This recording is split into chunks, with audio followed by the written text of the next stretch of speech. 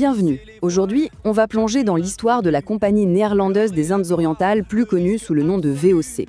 C'est l'histoire d'un véritable titan, une entreprise qui a littéralement inventé le capitalisme moderne, mais qui l'a fait à un coût humain absolument effroyable. Alors on va commencer avec un chiffre qui, honnêtement, défie l'entendement. À son apogée, si on ajuste sa valeur à l'inflation, la VOC pèserait plus de 10 000 milliards de dollars. C'est ce chiffre un peu fou qui a circulé et qui a construit toute la légende.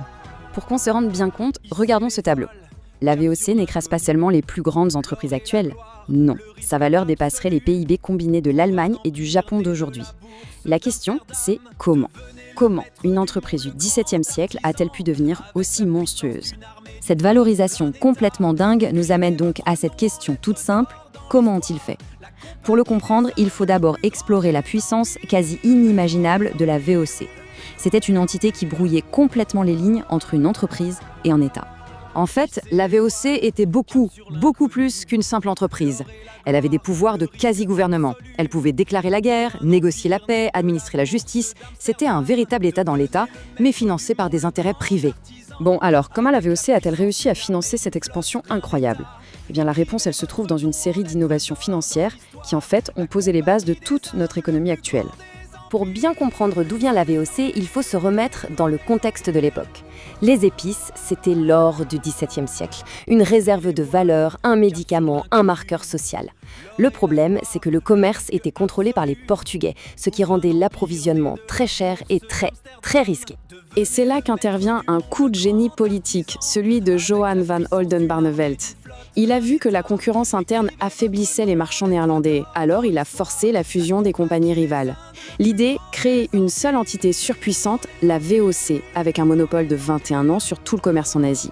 Pour lever les fonds colossaux dont ils avaient besoin, la VOC a fait quelque chose de complètement révolutionnaire. Elle a ouvert son capital, non pas juste à une poignée de riches marchands, mais à tous les citoyens. Et voilà, c'est la naissance de la toute première société cotée en bourse de l'histoire. Le point vraiment crucial ici, c'est l'idée de capital permanent. Les investisseurs ne pouvaient plus simplement retirer leur argent de l'entreprise.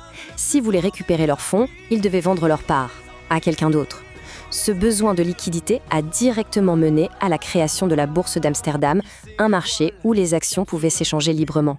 Le génie économique de la VOC, imaginé par Jan Pieterszoon Cohen, c'était ce circuit commercial interne à l'Asie.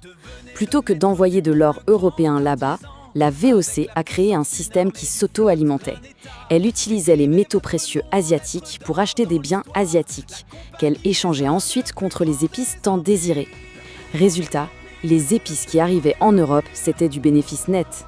Mais maintenant, il faut qu'on parle de la face cachée de cette réussite financière, parce que derrière les dividendes impressionnants et les innovations boursières, il y a une réalité bien plus sombre et brutale. Cette phrase de Cohen, le grand stratège de la VOC en Asie, résume tout. C'est la philosophie même de l'entreprise. Le profit et la violence n'étaient pas deux choses séparées, c'étaient les deux faces de la même pièce. La noix de muscade, cette petite graine qui valait plus que son poids en or, est devenue le symbole de la cruauté de la VOC. Pour contrôler la totalité du commerce mondial, la compagnie était prête à absolument tout. L'épisode le plus tristement célèbre, c'est sans doute la conquête des îles Banda en 1621. Pourquoi ? Parce que les habitants de ces îles avaient osé faire du commerce avec les Anglais, brisant ainsi le monopole que la VOC s'était elle-même accordé. La réponse a été impitoyable. Ce graphique y montre l'ampleur du massacre. Sur une population de 15 000 personnes, à peine 1 000 ont survécu. Les autres, tués, exilés ou réduits en esclavage pour travailler dans les plantations de muscade, maintenant contrôlées par la VOC. On parle d'un véritable génocide à des fins commerciales. Cette histoire sanglante nous force à revenir sur le chiffre spectaculaire du début. Cette fameuse évaluation à 10 000 milliards de dollars, est-ce qu'elle est vraiment juste ? Et là, la différence est énorme. D'un côté, on a le chiffre viral, souvent comparé à la bulle des tulipes de la même époque, et de l'autre, une analyse financière bien plus terre-à-terre, basée sur la capitalisation boursière et les vrais bénéfices, qui situe sa valeur plutôt entre 1 et 10 milliards de dollars actuels. En fait, un simple test de logique suffit. Il est quand même très improbable qu'une seule entreprise ait pu valoir des centaines de fois le PIB de son propre pays, même pour une nation aussi riche que les Pays-Bas de l'âge d'or. Alors, où est la vérité dans tout ça ? Bon, le chiffre absolu de 10 000 milliards est très probablement faux. Mais l'idée de la domination totale de la VOC, elle, est bien réelle. Le point essentiel, c'est son échelle relative. La capitalisation de la VOC était à peu près égale au PIB des Pays-Bas. Pour trouver un équivalent aujourd'hui, il faudrait imaginer une seule entreprise qui pèserait autant que toute l'économie américaine. Une domination tout simplement sans précédent. Pour conclure, il faut essayer de synthétiser ces deux visages de la VOC, celui d'une pionnière de la finance mondiale et celui d'une machine d'exploitation coloniale. L'héritage de la VOC est profondément ambivalent. D'un côté, elle a créé les outils financiers qu'on utilise tous les jours, les actions, la bourse, la responsabilité limitée. Mais ce système, il a été bâti sur la violence, le monopole et l'esclavage. Et ironiquement, la compagnie a fini par être rongée de l'intérieur par la corruption, au point que ses initiales, VOC, ont été détournées pour signifier « péri par la corruption ».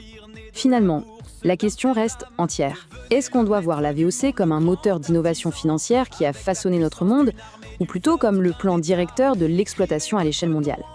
Peut-être bien que la réponse, et c'est toute la complexité de son histoire, c'est qu'elle était les deux.